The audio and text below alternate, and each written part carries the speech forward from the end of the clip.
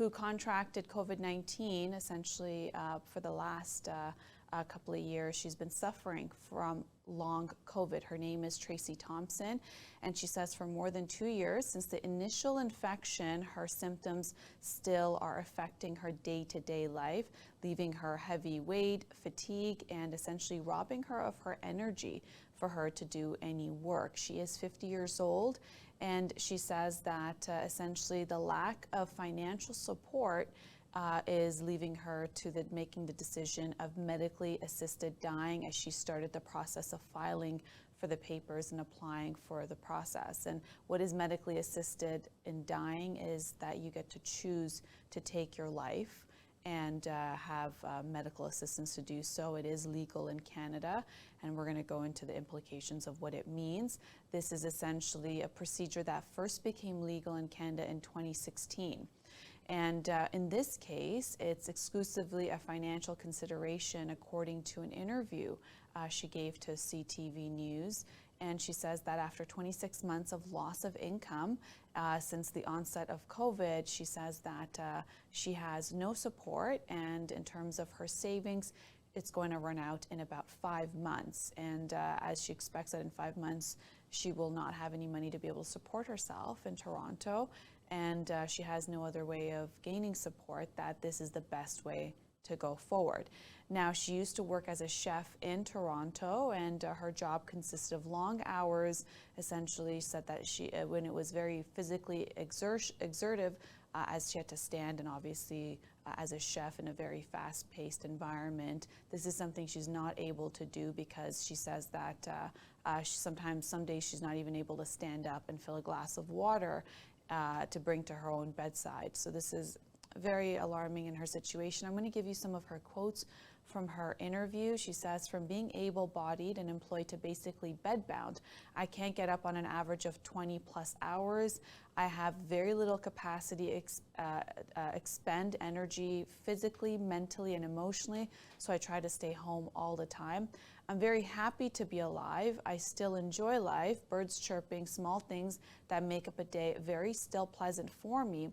They're still enjoyable. I still enjoy my friends. There's a lot to enjoy in life, even if it's small. Yet, a world which Thompson cannot access in terms of an income." She says that it's the only way. Going on to her statement, she says, "I don't relish the idea of suffering for months to come to the same conclusion. When support is not coming, things aren't going to change. It seems irrational to put myself through that just to die in the end." Very sad. And she says, "My choice are basically to die slowly and painfully or quickly. Those are the options that are left." And she says that when it comes to her severe fatigue, she also lists another number of symptoms that she's been going through due to long COVID. She says that she's no longer to read books or texts, even a tweet. She says that her vision usually begins to blur around sunset. She has difficulty for her to digest food. She says her taste and smell has been altered. And some days the oxygen exchange in her lungs is compromised, essentially making it difficult for her to breathe. She says scar marks her heart from swelling, and she's experienced myocarditis. It's very sad to hear this, and this especially in Canada. And there was a case earlier on this year of a woman who was also seeking medically assisted death because she says she couldn't afford to pay for housing, and she needed to essentially live outside of the city because her condition made her very sensitive to odors and chemicals. And because her story was revealed in the news, well, there was a GoFundMe page for her, and she was able to find housing in a place that is appropriate for her. Now, in this case, when it comes to medically assisted death legislation, it was revised in Canada, and whereas before you only a track 1 patient was eligible for the process of medically assisted death, in an instance where there was terminal illness. So going back in 2020, only patients who had reasonably foreseeable death were eligible for medically assisted death. But since then, that has changed as legislation has been amended as of March 2021. That has now given the ability for a Track 2 patient. Well, what is a Track 2 patient? It is a Canadian enduring an intolerable and irreversible illness, disease, or disability who may not be near the end of a natural end of their lives, but can qualify for assisted death as well. According to Health Canada stats, it shows that 7,595 Canadians choose medically assisted death in 2020. That accounts for 2.5% of the country's death rate. Now this has now increased about a 34% increase over the previous year. So that's very alarming when you look at those numbers. Well, when it comes to Thompson's illness of long COVID, essentially right now, it's not clearly outlined in the Ontario Disability Support Program, which is something that you think she would qualify for.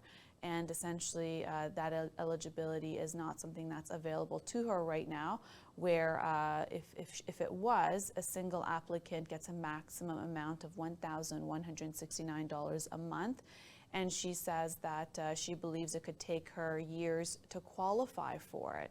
So that's, and Ontarians who've applied for this program, the Ontario Disability Support Program, say that it's not uncommon for it to take some time to actually be able to qualify for it.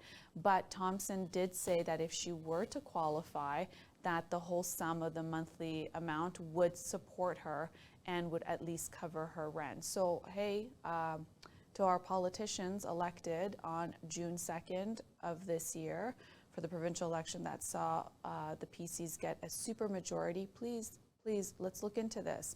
It's Ontario Disability Support Program. This is Premier Ford said during the campaign that he's going to increase it by 5%. Let's look into eligibility and how long it takes, because this woman is saying that the $1,169 a month would support her and at least pay her rent, and she is looking at medically assisted death because she's going to run out of money in about 5 months because she's not able to work. I'm going to read you more of her statement because this is somebody who's living amongst us, and at the end of the day, they're saying that because there isn't enough support and they can't live here in Toronto or Canada, that because they're not getting the medical support or the financial support, and they don't qualify, for existing programs like Ontario Disability Support Program, then their only other choice is to apply to die. So I'm going to read you more of her statements. It says, that would be entirely of my living budget. She's talking about if she were to qualify for ODSP, and says that she has sought one doctor's approval for medically assisted death and is waiting to hear back from a second specialist. She did say that she needs an applicant that needs 2 independent doctors or nurse practitioners to confirm that she meets the criteria to be able to be eligible for medically assisted death. And when I'm going to read you more of her statements, she says, as I know best, I would meet the criteria. I'm very ill, referring to long COVID. She says there's no treatment, there's no cure, you don't have to be terminally ill. And she says that the government as a body is telling people that they're willing to assist them to death because they don't have enough money to live with dignity. That is a pretty clear signal to me that unless you're able-bodied enough or able-minded enough to work to produce profit, then you don't have any place here. That seems really clear to me.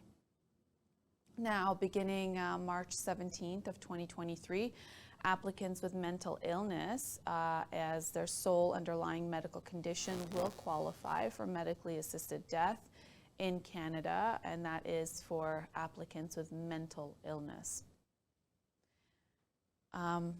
Yeah, it's very alarming that this is the second case that's come to our attention this year.